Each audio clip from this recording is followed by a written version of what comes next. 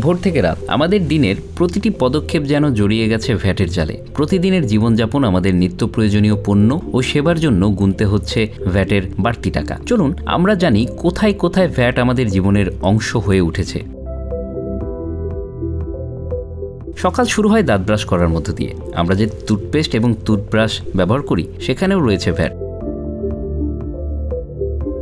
এরপর গোসল, টয়লেটের কাজ কিংবা ত্বকের যত্ন নেওয়ার জন্য সাবান, শ্যাম্পু, টিস্যু সবকিছুতেই ভ্যাট। বিশেষ করে টিস্যুর উপর ভ্যাটের হার 7% থেকে বাড়িয়ে 15% করায় এখন টিস্যুর ব্যবহারও হয়ে উঠছে ব্যয়বহুল।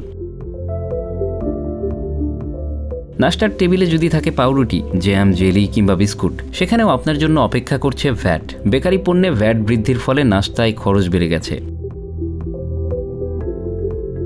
অফিসে যাওয়ার পথ, যাত্রাপথে কিছুটা স্বস্তি পেলেও বাড়ি ফিরতে গিয়ে যদি ফল কিনতে চান, সেই ফলমূলেও রয়েছে শুল্ক আর ভ্যাটের বাড়তি বোঝা। আপেল, নাশপাতি, কমলালেবু, আঙুর সব ধরনের আমদানিকৃত ফলে সম্পূরক শুল্ক ও ভ্যাট যোগ হওয়ায় বাড়ছে খরচ।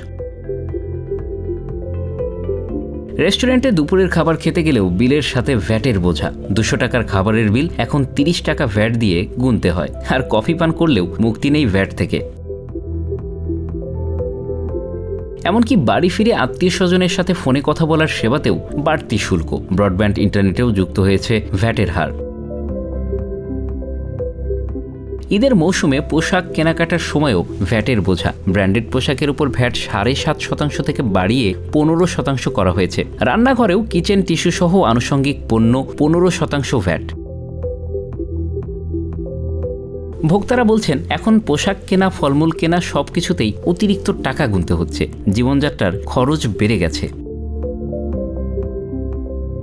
শুধু খাদ্যপণ্য আর পোশাক নয়, বিনোদনের ক্ষেত্রেও ভ্যাট। সিনেমা দেখতে গেলে বা খেলাধুলার আয়োজন করতে গেলেও গুনতে হচ্ছে বাড়তি খরচ। এমনকি চশমার মতো জরুরি প্রয়োজনীয় পণ্য এর আওতায়। সানগ্লাস কিনলে কিংবা কোনো হোটেলে অবস্থান করলেও ভ্যাট গুনতে হয়। বৃদ্ধি পেয়েছে আকাশপথে ভ্রমণের শুল্ক। প্রতিটি ক্ষেত্রে ভ্যাট যেন আমাদের জীবনের অবিচ্ছেদ্য অংশ।